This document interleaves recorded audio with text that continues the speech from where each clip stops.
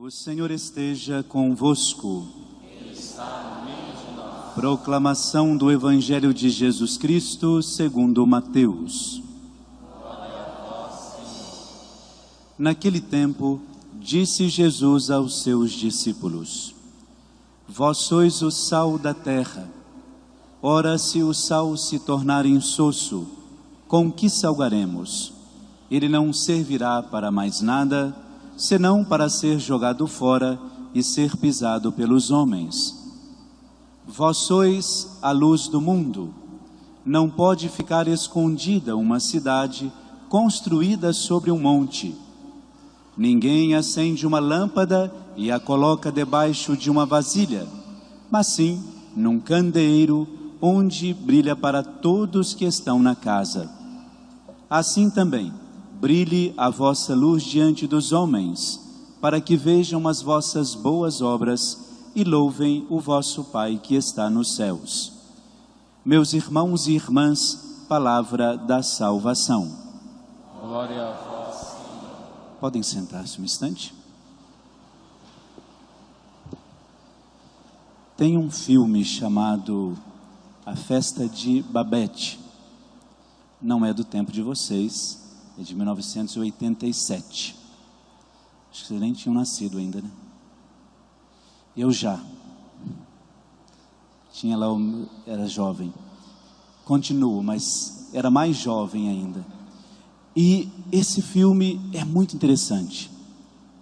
Ele fala da história de uma parisiense que vai até a Dinamarca e começa a trabalhar numa família como cozinheira. E ali ela, através da comida, do alimento, da maneira como ela cozinha, faz a comida, ela muda o comportamento e o sentimento das pessoas daquele vilarejo. Alguém aqui já viu esse filme? Não. Ah, tem uma pessoa, duas, três, que ótimo. É o seguinte, assim a gente começa a entender que essa questão de comida é quase uma química mesmo, não é? Porque você precisa encontrar o tempero certo, o condimento certo, senão tudo desanda. Eu acho que é assim, não sou cozinheiro, mas imagino que seja assim.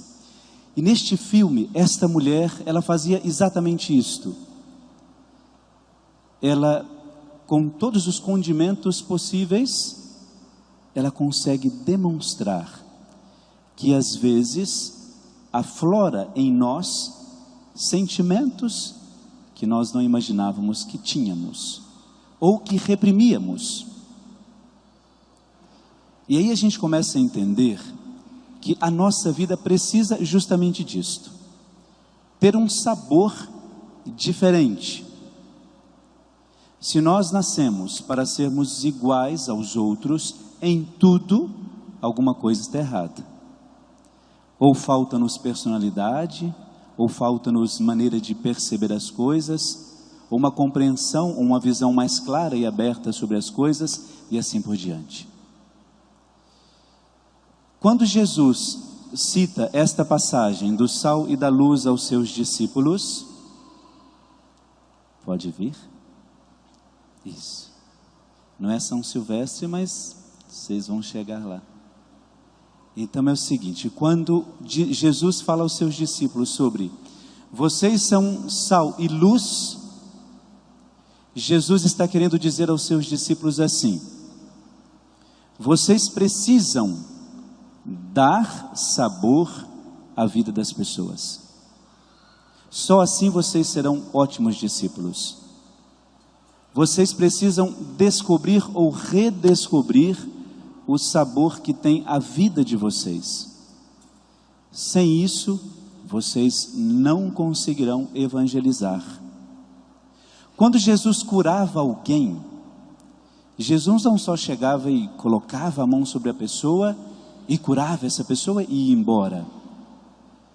Jesus participava do universo daquela pessoa, amando aquela pessoa e fazendo com que ela redescobrisse ali o sabor da sua existência. Se a pessoa não enxergava, ele fazia com que ela percebesse que enxergar simplesmente não era a cura, mas era olhar para a vida de uma maneira diferente. Essa era a cura também. E a nossa liturgia de hoje, nós ouvimos Jesus falar a mesma coisa para cada um de nós. Jesus não diz assim: olha, vocês podem ser o sal da terra, vocês podem ser a luz do mundo. Jesus diz: vocês são o sal da terra. Jesus não coloca meia verdade nisso. Se Jesus disse isso para mim, por que é que eu às vezes sou insosso? Não tenho sabor, não ofereço nada para o outro, escondo às vezes talentos, dons que Deus colocou em mim e vocês também. Por que é que às vezes nós, ao invés de ouvirmos isso de uma maneira objetiva de Jesus, olha, você é luz do mundo, eu acabo com o meu comportamento e a minha atitude ou minha palavra sendo a treva ou a escuridão para outra pessoa? E aí a gente precisa refletir cada vez mais que este ser sal e luz é simplesmente dar sabor às coisas. E às vezes nós perdemos isso. Quando eu preparava a liturgia, a nossa liturgia, a homilia, eu pensava exatamente isto.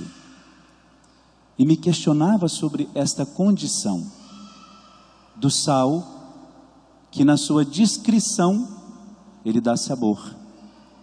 Por isso que esses cozinheiros, eles precisam testar, colocar ali no paladar aquilo que de fato diferencia aquele tempero, para dizer: isso é bom, tem algo diferente e é ótimo, ou isso aqui não está tão bom assim.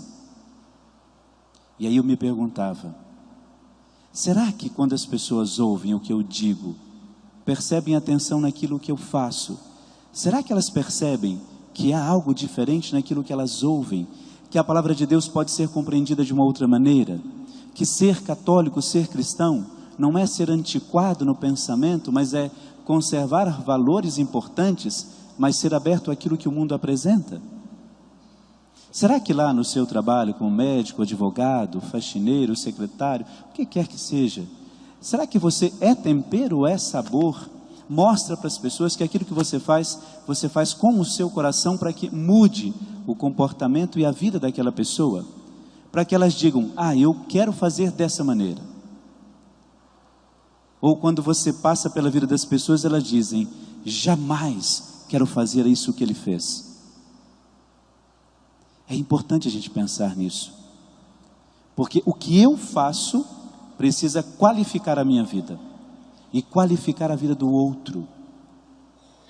E aí eu me pergunto, quais são os temperos que a gente tem colocado, não é, na vida das pessoas? Como é que a gente tem feito isto? Que química é essa que a gente anda fazendo, que será que tem afastado as pessoas de Deus, aproximado mais as pessoas de Deus?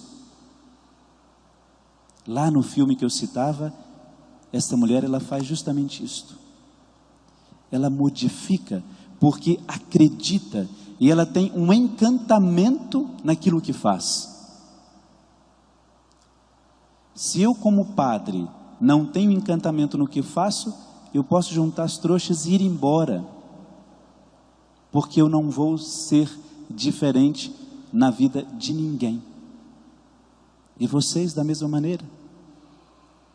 Aquilo que eu faço precisa refletir de fato a luz que é Deus, o sal que é Deus. Será que a gente tem feito isso? Vocês sabem que quando eu era seminarista, nós tínhamos, quando um colega ia se ordenar padre, a gente ia em missão como seminarista, ficava uma semana na casa das pessoas. E na ordenação do padre Jorge, que hoje mora com os indígenas lá no Amazonas, nós éramos da mesma turma, e nós fomos em missão. Uma semana lá no sul de Minas, na cidade de Alpinópolis. E na casa que eu fiquei, a família, a dona da casa, fazia um ótimo pão de queijo. maravilhoso. Eu gostava muito da missão, mas gostava muito do pão de queijo dela também. E todas as noites, quando a gente chegava da missão, tinha aquela mesa, eu como bom mineiro, aquela mesa que encanta os olhos. E teve um dia que eu disse para ela assim, eu queria aprender a fazer pão de queijo. Coitada. Ela resolveu me ensinar. E eu até que fiz junto com ela. Chegando em São Paulo, voltando depois da missão, eu falei com o padre Emanuel Cortez, da minha turma, olha, eu vou fazer o pão de queijo para a gente, que eu aprendi. Maldita hora. Aí eu fui comprar os produtos. Mas eu acho que eu me enrolei nos produtos, eu não sei muito bem. E quando eu coloquei sobre a mesa, eu achava que tinha era muito produto, né? Acho que até coentro tinha no meio, mas assim, tinha um monte de coisa. Bom, eu fiz feliz da vida. Nossa, que bom, vamos comer pão de queijo. É lógico que não deu certo. O pão de queijo da senhora era imenso. Imenso não, mineiro, né? Assim, era bom. O meu, eu não sei o que aconteceu, mas ficou chatinho sim. Eu não entendi muito bem. E o pessoal desceu para comer o pão de queijo com café com leite, etc. E assim, eu escondi um pouco, né? Falei que não deu muito certo. Eles comeram pão de queijo. Até hoje eles, né? Na minha cabeça por causa do pão de queijo, porque não deu certo. Eu não sei o que eu fiz. Hoje eu estava lembrando disso, exatamente hoje, pouco tempo antes da missa, e pensava assim, eu acho que o que me faltou, claro, além da receita que eu não fiz direito, o encantamento por aquilo. Na verdade, eu queria aparecer um pouco. Imagina um mineiro que não sabe fazer pão de queijo. Mas eu não fiz aquilo porque eu queria de fato fazer, ou gostasse de fazer. Por isso que não deu certo.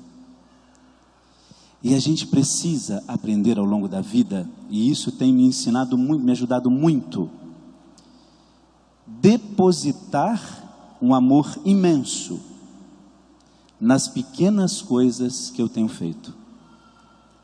Eu acho que a gente aprende muito com isso. Assim a gente não faz aquilo que não sabe. A gente testa e percebe que não é por ali. A gente erra e percebe que pode voltar.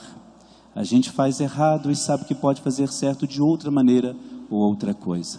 Então hoje na nossa missa vamos pedir a Deus assim, que nós coloquemos tempero de fato na nossa vida e na vida dos outros. E esse tempero é de fato a palavra de Deus. Louvado seja o nosso Senhor Jesus Cristo.